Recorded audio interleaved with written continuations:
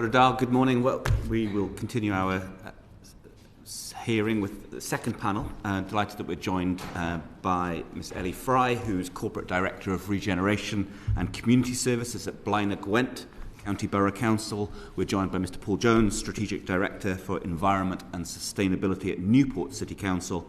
And we're joined by Aaron Hill from the Confederation of Passenger Transport Cymru. And thanks for your patience. I'm sorry that the first part of the session went on slightly long, but you've got a flavour of the discussion and the issues that we are grappling with as a committee. For this session, we're focusing in particular on transport and connectivity and community services. So perhaps I can start this part of the discussion by asking how important transport issues are, connectivity, to addressing some of these big picture population change issues that we've been talking about. Mr Jones, perhaps you could go first.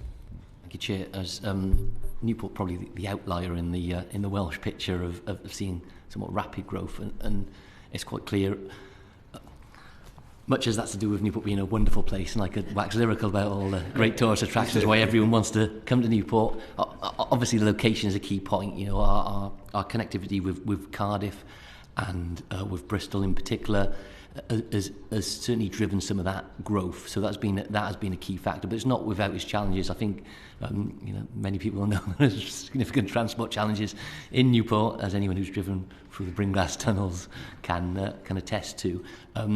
It's a key factor.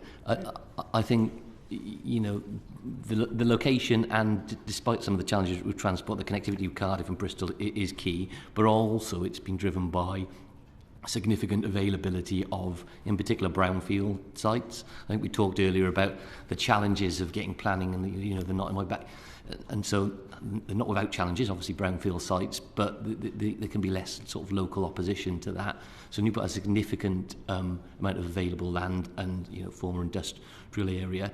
And the location is of use. I think even before COVID, we were seeing a change in working behaviour. So people would work from home more, and therefore, even if you've got perfect links, if you can be in Bristol 3 days a week, well, actually, look at the relative house price in Newport compared to living there. And people making those sort of economic decisions, if you like, and not offsetting them.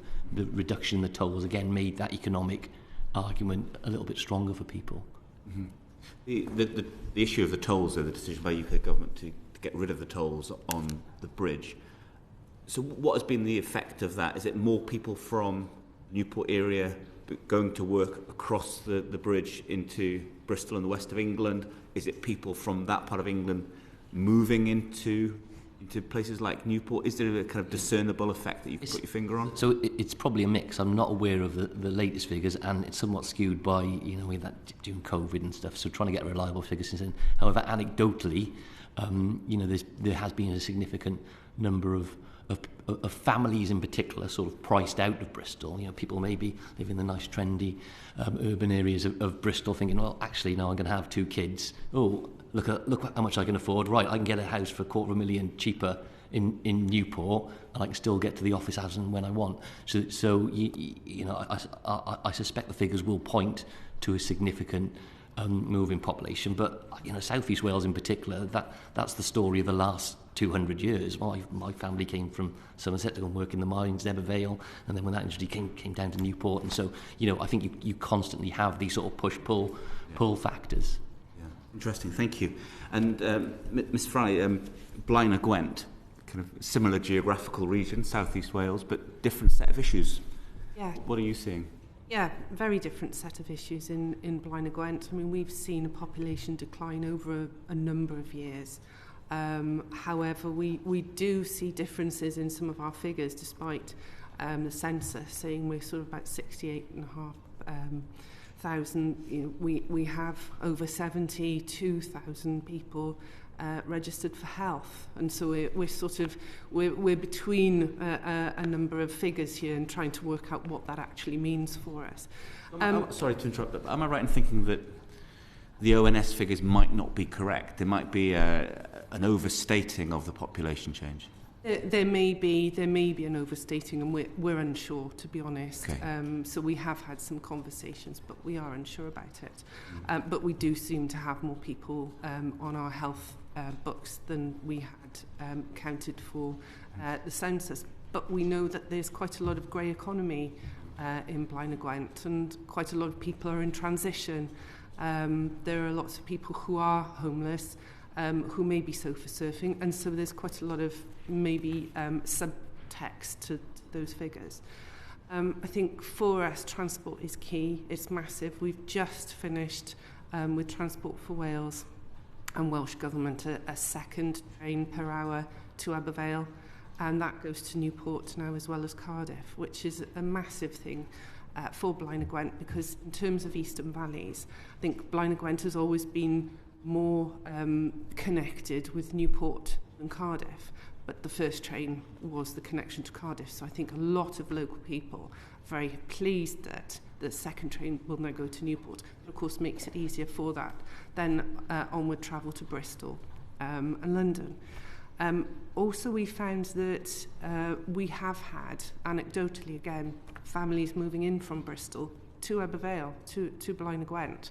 So it's not just that sort of movement into Newport. They're actually moving up into the valleys. I also know that in Bristol we have a lot of people from Blaen y Gwent that do work over in Bristol as well. So there's a great deal of movement, I think, around that whole sort of southwest area. But if, notwithstanding maybe the disagreement or uncertainty over the population change figures, if we assume that actually there is some decline in Blaen y Gwent, what's your take on what would be driving that, given that, as we've been hearing from Mr. Jones, so much else in the South East Wales area is growth and development and more activity? Why is Blaen y Gwent losing population? We're obviously not a university town. We know that from our college that 50% of our students go on to university within Wales, possibly slightly more than 50%, but they often then stay in those university towns in Wales. They don't necessarily come back to Blaen y Gwent. What we're also finding is our manufacturing industries don't necessarily look for graduates. So those who attain that educational level where they will move away, there probably aren't very many of the types of jobs they'd be looking for anyway. Our manufacturing businesses, as you know, are looking for far more operational. So we're looking at a lot of apprenticeships. We already have, as a local authority, our own shared apprenticeship scheme where we take on the apprentices and field them out to SMEs, because what we find is the paperwork, the mentoring, that side is too much for SMEs to deal with and afford. So actually we do all that, but the students go on to work in local companies, which works very well. And we're always looking to extend that. We're also trying to work with our students to look at entrepreneurship rather than going on to university. Or going into more practical subjects, because that's actually what the local community requires. And to keep students then working in Blaen y Gwent, it's really important for us as a regeneration team to work with education and to work with social services and our partners to be able to bring all that together. So we've got that view of where, from primary school, where we're doing STEM subjects, and making sure that STEM is brought into that curriculum as far as possible. We have a coordinator who actually takes information to schools to be able to help them with STEM, and that goes then all the way through to college. So we're really trying to promote that with students, to sort of get them to think about opportunities locally. Yeah, lots of good things there. Very interesting, which colleagues might follow up on. But Mr. Hill, can I, just as this part of the scene setting for this part of the discussion, obviously you look at Wales-wide, you see the issues in the round. I mean, how important are the transport issues that you see amongst your members across Wales in terms of addressing, mitigating, or even driving some of the population change? Yeah, so we represent bus and coach operators across Wales, and I think the bus industry in particular finds itself at a really critical juncture in its history and its development in Wales right now. I think the effect of COVID on public transport across Wales has been pretty profound, and unlike other parts of the UK, bus services in Wales haven't really recovered in the same way. Now, we think that there are a few things behind that. Wales has traditionally been more reliant in terms of bus services on concessionary pass holders, those over the age of 60 or with disabilities. And we think that that group in particular are still a bit less confident about getting on public transport. There have been significant economic changes during that period in terms of how people access services. I think about the older members of my own family who might have gone to the doctors on the bus. They're now accessing their GP via a phone call or via Zoom. So some of the journeys that were required previously are not required now. And when you look at that ageing population, that is going to become a more critical issue in terms of who is getting on buses. Fundamentally, though, Wales can't tackle its climate change issues or climate change targets. It can't tackle its economic challenges without a strong public transport sector. And we find ourselves in a position today where actually, while population change is important, so if you look at the 10 years to COVID, population increase drove about 4 million extra journeys. Those 4 million extra journeys were entirely wiped out by increased car ownership, which we lost about 1.5 million journeys to, and by slow bus speeds, which we lost about 2 million journeys to. So population change is important, but there are a whole gamut of other policy issues actually which drive those challenges in the bus industry. And today we're sat here with uncertainty over future funding, Welsh Government about to make a decision over the re-regulation of bus services in Wales. And I guess the industry is sat nervously awaiting those proposals from Welsh Government because they're not quite clear on what that means. And ultimately, in that interim period, we are seeing bus services changed and withdrawn because that funding doesn't stack up. Now, population change drives a little bit of that, but as I say, there are a whole toolbox of policy issues that we need to be solving. Thank you very much. That's very helpful. Robin Miller had a quick supplementary. You just said that we've lost 2 million journeys to slower bus speeds. Is that because of congestion or is that because of changes in speed limits? So those figures are for 2019 to 2019, so that would be due to congestion. But clearly the changes in speed limits in Wales have had an impact on bus speeds. It's clearly an issue that inspires lots of debate, and I would say that the impact varies in different parts of Wales. So you will have seen the headlines around the changes Arriva have made to services in North Wales, for example. Arriva have had particular challenges around the North Wales authorities, and there are a few things going on there. So if you look in the first month or so, they had up to 54% punctuality changes in some of their services across North Wales. And when that happens, people stop catching the bus. So actually what that did for Arriva was stymie some of the growth that they were seeing coming out of the pandemic. But it appears to be a particularly acute issue in North Wales. If you look at what local authorities have done with the 20 mile an hour policy and some of the exemptions, in the south, an area like Bridgend or Swansea have made up to 10% of their roads exempt. 4 of the North Wales authorities have only made 1% of their roads exempt. So for those interurban routes that Arriva run, just using them as an example, all operators are affected. Where you are dipping in and out of the A55 into smaller villages, it has a much greater effect than if you are in Cardiff, Swansea, Newport, where there were already 20 mile an hour zones and you already had slow speeds due to congestion. That's really helpful information. I actually have a meeting with a constituent this weekend who has complained that the bus has passed the end of his road and is no longer stopping there because of the introduction of the 20 mile an hour limit. But that's in an urban area, it's not in a rural area. So do you have any information on the relative impact between urban areas versus rural areas? Yeah, so there are some impact in urban areas, and in particular in cities, what we've seen is not necessarily the 20 mile an hour roads making a huge impact in themselves, but actually some of the changed behaviours. So we've heard Newport mentioned already a little bit, but in Newport, for example, where people might use the motorway to get between different parts of the city, we're seeing more congestion build up on some of the roads there, where they aren't 20 miles an hour because people are just deciding not to travel on 20 mile an hour roads. So there is an impact in urban areas. I think urban operators would generally say that they were more used to that speed limit and have seen less of an impact, but that doesn't mean that there hasn't been. So some of our urban operators have had to make changes as a result, but where we see the greatest impact is in some of those rural areas where your trunk roads might drop and change in speed limits quite quickly, or on interurban routes where you are dropping in and out of main roads into smaller villages and towns on a regular basis. Okay, thank you. Thank you very much. Rob, please. Thank you, Chair. Not to set aside the other two, but Mr Hill, I'm going to carry on about buses for a little while, if that's okay. Bus services have been in decline for many, many years, as you know.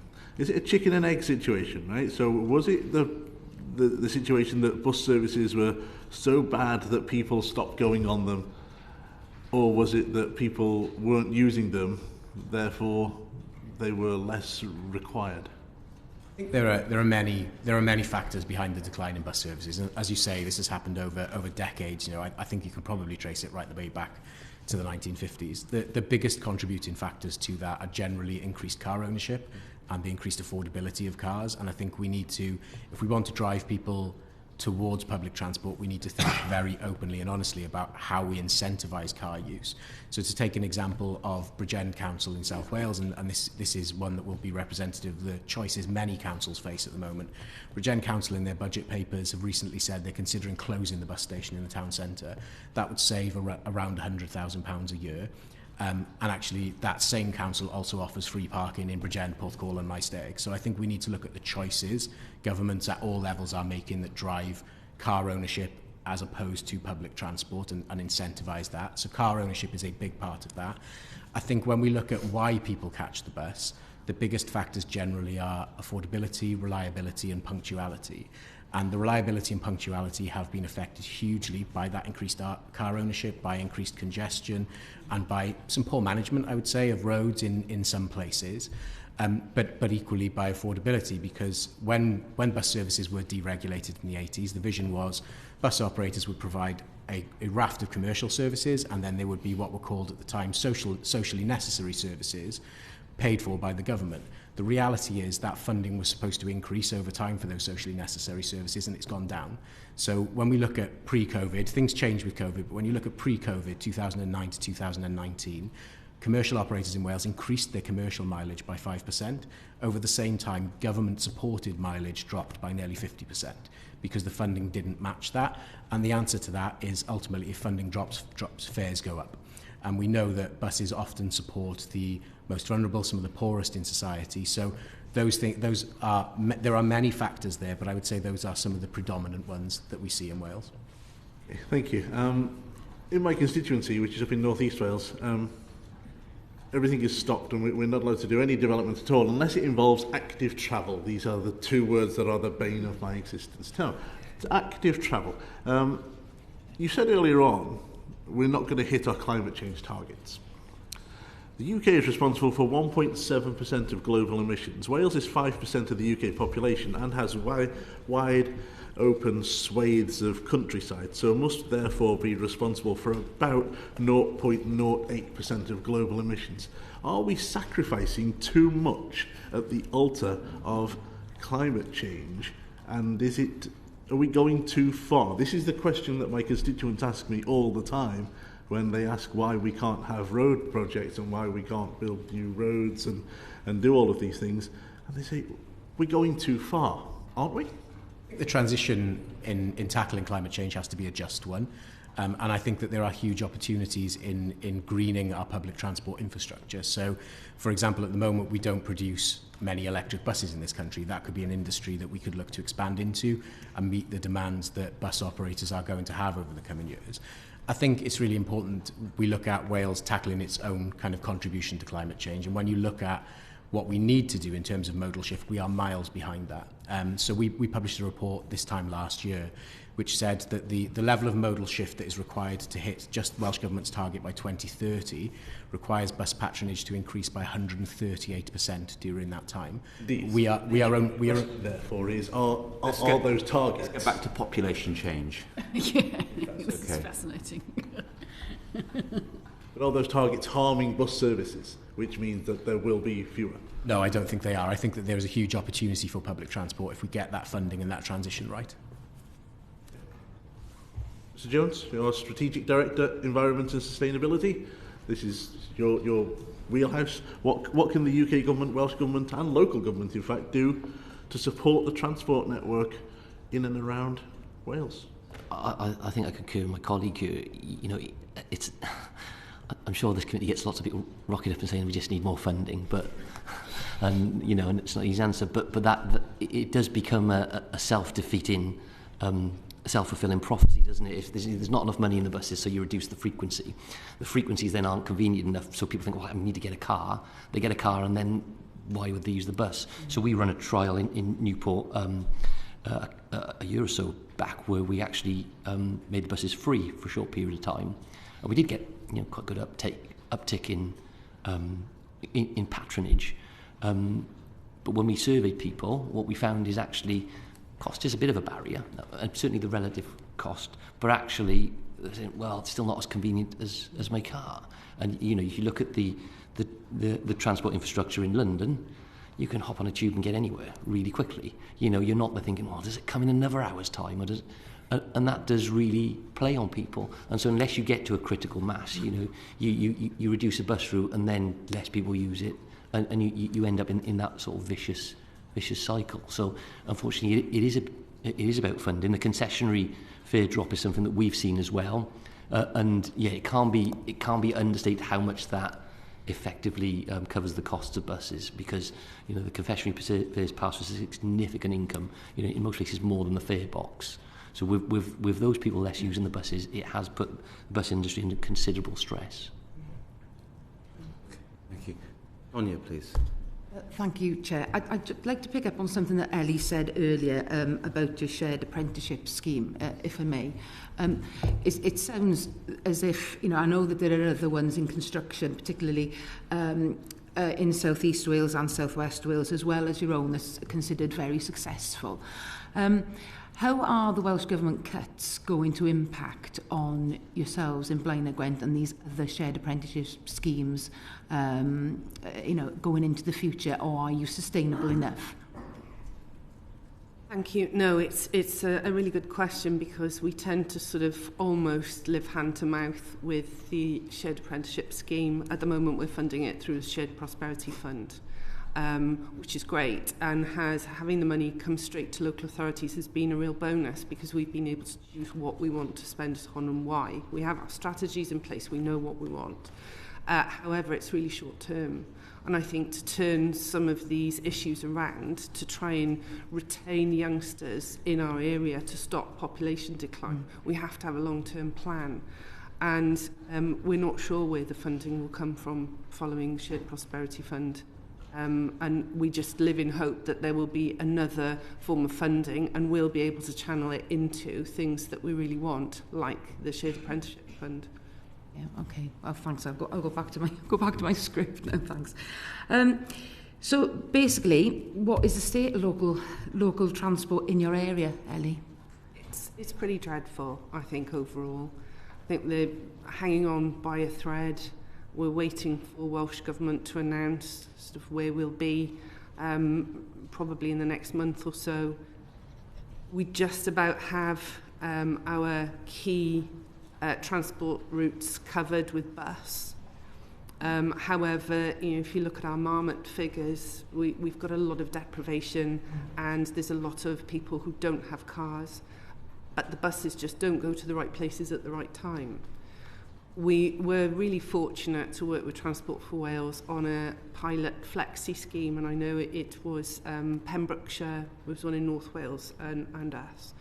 And that's been really successful, because we've managed to get buses up to the Rasa Industrial Estate, so that's the other side of the Heads of the Valleys Road, at 6 and 6:30 in the morning, for people to be able to take the bus, book the bus to work, which is so key, because you can't do active travel to Rasa, and I really would like sort of Welsh Government to come up and try doing active travel to Rasa at 6 o'clock in the morning. Yeah. It's just not feasible, and if you're working a manufacturing job, which is generally quite a physically difficult job, cycling or walking to work as well is a bit of an ask. We're going back to when people would walk to the coal mines. Well, we don't want to go back there. We'd like to take things forward. So the flexi pilot has been excellent. It's in the day, it stays on schedule, and in the mornings and the evenings it goes to a flexi booking system, and that's been really beneficial. We've also found that younger people like it because they can book it on their phones, so it's something that they're used to. Sort of, we're looking at generation sort of Y and Z. What appeals to generation Y and Z? Because they're the ones we want to keep, they're the ones that we want to influence. So what do they like doing? What areas do they like working in? How do they like to move around the place? Those sorts of things are very much in our thinking.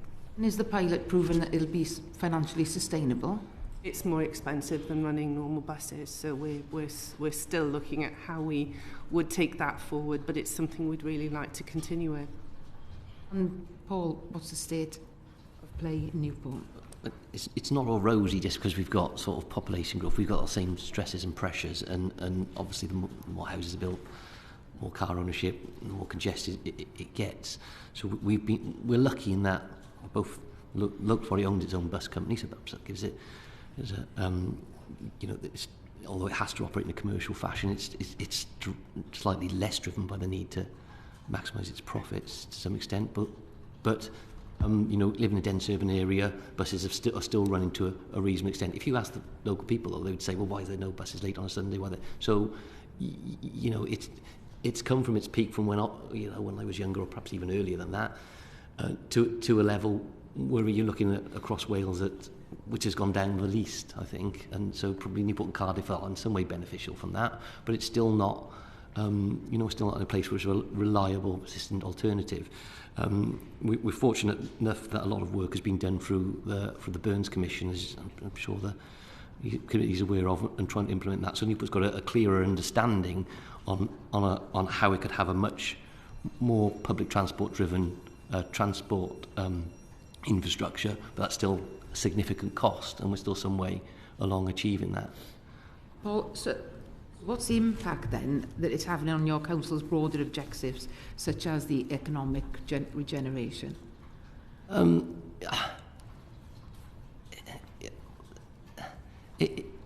think it's mixed. Going back to what I said earlier, is actually the job growth has changed, so it's not necessarily now so much about getting from A to B. Obviously, there's still large manufacturing areas, and so transport links are important for that. Again, we are luckier than Ellie, for example, is that you can get around Newport pretty quickish. Blaenau-Gwent's only a small council, but there's some challenges getting up and down those hills, aren't there? So I think the big challenge is that we face is sort of peak demand. So when everyone goes out at the same time, because it's very car driven, is at those peak times, then you get gridlock, fine in the middle, then you get more gridlock again. And so that is a challenge. Clearly, it's not putting off house developers and people wanting to move to Newport, but it is something that needs to be addressed more. And we talked a little bit earlier on, didn't we, about Section 106 and obviously contributions from that, and that does help. That helps with some of the transport infrastructure, but some of the stuff that we're looking at Newport is much larger than that. We need more train stations. We need more designated bus lane. To make it joined up and make it I don't want to feel like London because, well, anyway, make it able to move around as easily as you are in a big city, and we're a long way from that, I think. Yeah, and Ellie, you've talked about the impact that it's had on getting people to work, and have you got anything to add about the economic regeneration and the impact that it's having? I think it just makes it really difficult for people in an area that already have difficulties. Some people that are surviving almost in Blaenau-Gwent have chaotic lives.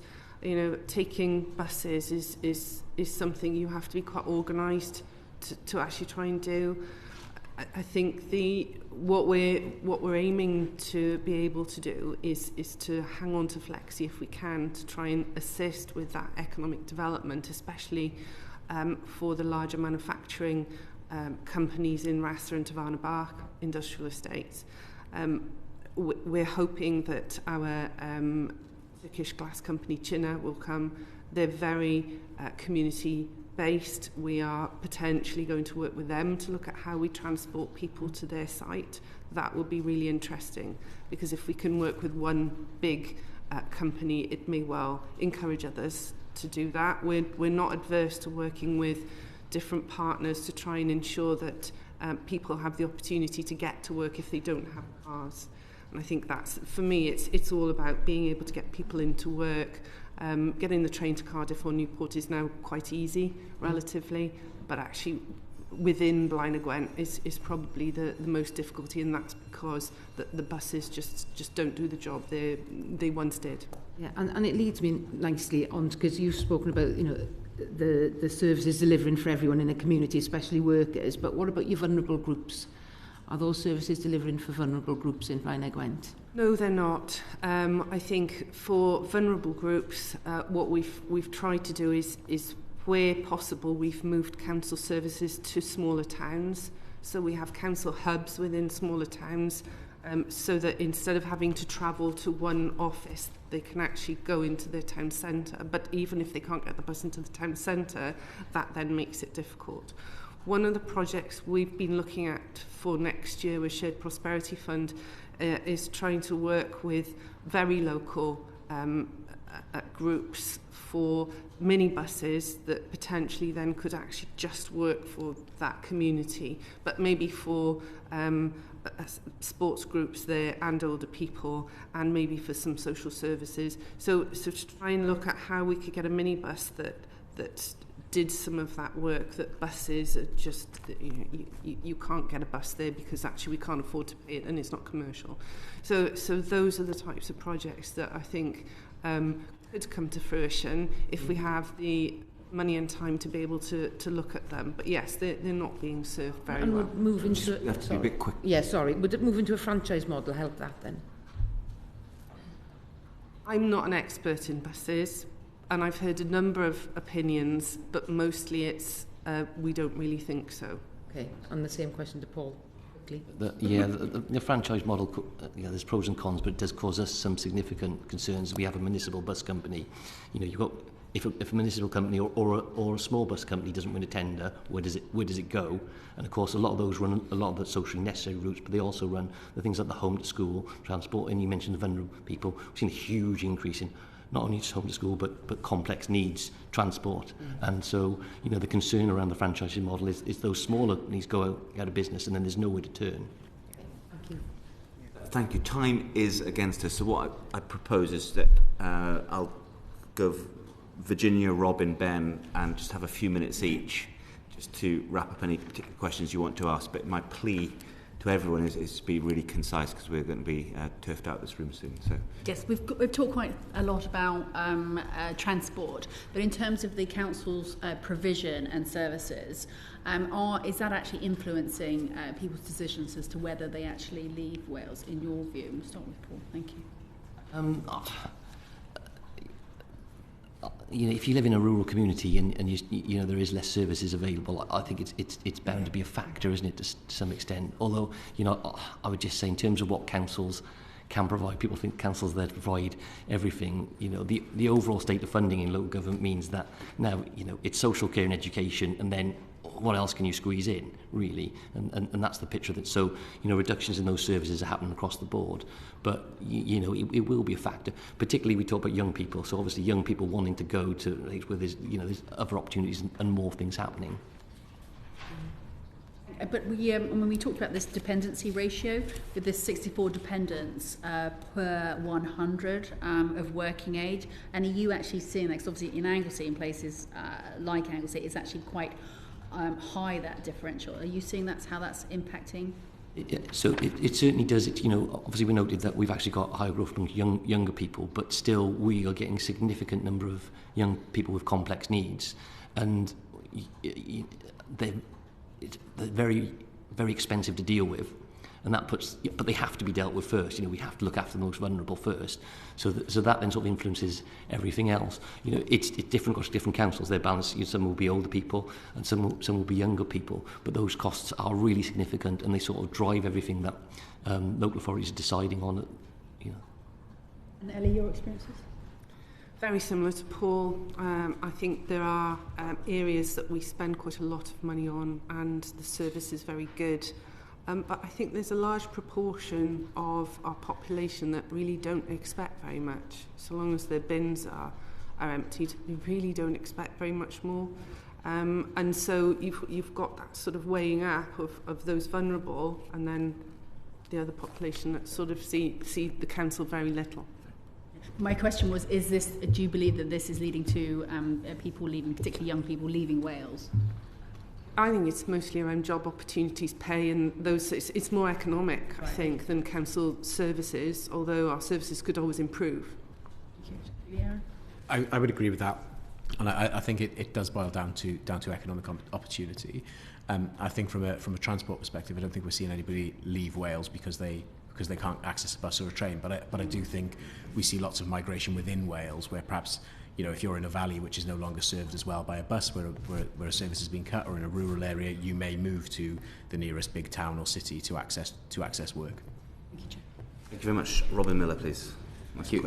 Is it too simplistic to say there's a straight line between population, funding and services? Is it that simple? And is there then a challenge which you see, which is not just now and immediate, but with population numbers changing over, let's say, 10 years? Paul?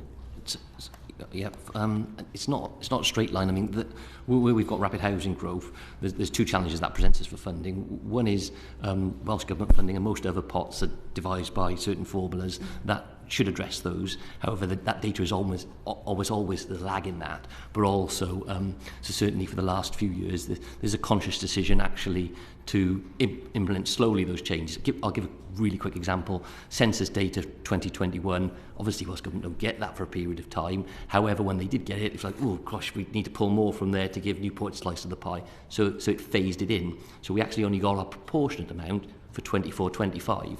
Now, there's pros and cons of that, isn't it? Obviously, if you're a decreasing population, it's challenging to deal with that. But from our perspective, it's, hang on, we've got a couple of years where we're actually not getting the money that we need for the services. You know, we talked earlier about Section 106. When you've got rapid housing growth, you've got lots of money that needs to be invested through that. But over that period of time, you know, what you would have agreed at the Section 106 may not be suitable for what you need, say, 10 years down the line when it actually comes to fruition. Let me interrupt you just for the reasons of time. My own authority is seeing a declining population but a rising age. Mm-hmm. So the costs are getting higher as the numbers are lower. Do you think the funding formula in Wales needs to be addressed? Yeah, let me try, if I may, to Ellie, just again for reasons of time. Yes, I think I agree with you, because we have very complex needs within Blaen y Gwent, a lot of older population, and some youngsters with complex needs as well. And yet, because our population is declining, we're getting less money, which means it's even more difficult to deal with the day-to-day things, because we know we have a duty to deal with the complex needs which are costing us more. So yes, I don't think that the funding is delivered in the right way to those areas that need it the most. Mr. Jones. Yeah, it is a balance, isn't it? So, you know, there's an attempt to make it fair. However, it's incredibly difficult to do that. So we recognise the challenges of governments in terms of dishing up funding. And as I said, inherently there's a lag, isn't there? You know, what we've seen in, certainly we talk about homelessness as huge pressures, young persons out of county placements, these things that are really very expensive, older people. By the time you write the policy and you work out the distribution of money, things have changed and moved on, there's other pressures. So we recognise it's really challenging. You've spoken to, and this is my final question, you've spoken to a changeable landscape and a formula which might need changing to address that better and faster. You hinted, Ellie, in an earlier answer at the use of Shared Prosperity Fund to look at different ways of providing transport services. And I'm really interested in this because the squeeze that happened in England to local authorities meant, first of all, everybody bought paper clips better, so they looked at the procurement, then they looked at restructuring. But the really difficult stuff comes to rethinking the role of local government. Now, is that something which you have started to think about in terms of how we preserve vibrant communities into the future? I think we have to. I think we have to look at what role local authorities can play as facilitators, and whether that's with other partners, with private sector, with actually bringing in more money through commercial means. But obviously that's sort of with that risk-averse look. I think it's key that we have to, things change so much and we constantly even change, and so that's why local authorities, I think, also have to change. They still need to be there for the service. Those people that still really need those services still have to, but there's an element of regeneration, an element of local authority that really does need to change. Thank you. Mr. Jones, briefly. I would concur. I think local authorities are already doing that. I think the challenge we face in terms of the services that the public see on day-to-day is just such a high proportion of local government spend is now social care and education. The things that people think that we spend the council tax on, the bins, the highways, all those other bits, very small percentage now of that. So you know, with efficiency saving and better ways of working, and you know, all that is doing, but it's a small piece of the pie. Thank you very much. We are drawing to an end. A couple of quick final questions from myself. Mr. Jones, you talked earlier on about the increase in population in Newport. We talked about Bristol effect and that kind of thing. One thing we haven't talked about, and it's very evident to me when I visit Newport, how ethnically diverse it is. To what extent is migration from overseas, whether that's asylum seekers, refugees, or people coming to work from overseas, how much of that is a factor in what's driving population growth in Newport? It is to some extent, but I think that's been a slower burner over a longer period of time. Newport it is an asylum dispersal area. It's very opening to people fleeing from other areas with challenges, and so you've also got the general pull of cities, haven't you? And it's if you do a mapping of where there's greater ethnic variance, you'll tend to see that with cities. Does the Home Office help with funding? You talked about migration dispersal areas. Do you get any significant additional resource from the Home Office? So to some extent, although the big challenge that we face currently is, so the Home Office will fund people whilst they're an asylum seeker. However, recently we've had this streamlined asylum process whereby effectively pushing people through the book. So you're no longer classed as an asylum seeker. So you just, and effectively, reduce costs in putting people up in hotels is largely the driver in that. Then the cost, they will go through the process, and then they're the local authority's responsibility. So then you can end up someone coming out of Home Office paying for the core cost of that. Right, council's got to deal with it. It's got a housing backlog. It's got a homelessness problem. We're then picking up the bills for that. And that is causing a lot of pressure on local authorities like us. Are the asylum seekers that come to Newport, are they generally being put up in empty houses or are using your hotels? It's a mix. So the Home Office will oversee a lot of those arrangements, and they'll be helped and supported by the council and by community groups. But there's been an awareness of obviously hotel usage in the last few years, and there's been a push to decrease that. But what I'm saying is effectively what's happened then is that's pushed the cost onto local authorities where we just don't have the capacity to deal with that. Okay. Thank you very much. We've gone significantly over our allotted time this morning, but can I say a huge thank you. It's a really interesting set of issues, and I really appreciate the insights that you've given us, and I'm sure we could carry on much longer, and we might actually choose to follow up with some written questions to plug some of the gaps that we've not been able to cover today. But thank you very much, and thank you to my colleagues. We'll bring the meeting to a close. Order.